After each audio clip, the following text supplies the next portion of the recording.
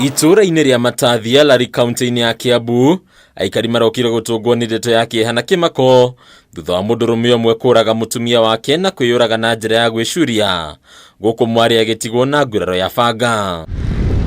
Benson Wanjohi arerĩkana gũkorwo arakoretwo na ngucanio ya kĩmũciĩ na mũtumia wake, kũrĩa mũtumia wake arakoretwo uma kwa Benson na kwĩikaria hamwe na mwarĩ ũrĩa nĩ wa kĩrathi gĩa form 2. Bibi yake ya kwanza alikuwa ameaga kitambo na akaoa huyu bibi wa pili. Huyu bibi yake amekaa nake kwa muda kama miaka 10 hivi. Ona thengia aya erĩ gũkorwo makĩambĩka macira ma gũcaria kĩhonia wabici-inĩ ya wathani wa matũra, ũndũ na ciara maciaro kũrĩa Wanjohi arerĩkana gũkorwo agwĩkinyĩtie kwa mũtumia wake akĩenda kũheo irio thutha-inĩ akĩgera ngero ĩno. Fika mahali bibi yake anakaa, maana hawakai pamoja, aliweza kumkuta bibi yake na msichana wake na akamkata msichana wake kidore, majeraha kidogo, lakini bibi yake akaweza kumkatakata mpaka akaaga.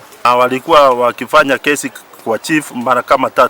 Walikuwa wamekosana kitu kama miezi 3 ama 4, lakini huyo hawakuwa wamerudiana. Mwarĩ wa aya erĩ ũrĩa nĩ wa ũkũrũ wa mĩaka 14 arahonokire ciarĩro nake kũragwo na rũhiũ rũrĩa rũrwagire nyina, rĩu we agĩtigwo na nguraro ya banga guoko-inĩ. Kulingana na vile msichana alisema, huyo mzee alipigia mama yake simu kitu saa 3 ya usiku akamwambia anataka kukula.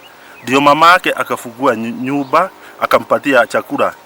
Wakati alimaliza kula chakula akakuwa na ugomvi wa nyumbani. Mzee alichukua panga. Gĩko gĩkĩ nĩ gĩkĩrĩtwo mũkonde nĩ kamanda wa borithi mwena wa Lari Adamson Furaha, ũrĩa ũrĩtie mũingĩ gwĩthemana na ciĩko ta ici kũhĩtũkĩra waranĩria. Huyu mzee baada ya hiyo kitendo alitoroka usiku na hivi asubuhi akapatikana amejinyonga kamba pia kama kilomita 1 kutoka kwa boma yake.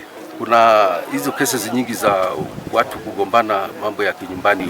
Wananchi kama mtu akiwa na matatizo ya nyumbani ajaribu kutafuta ushauri mahali. Mĩrĩ ya aya erĩ ĩigĩtwo nyũmba-inĩ ya kũiga mĩrĩ ya Uplands. Handũ-inĩ ya Kameme TV, rĩtwa rĩakwa nĩ Bataru wa Mwangi.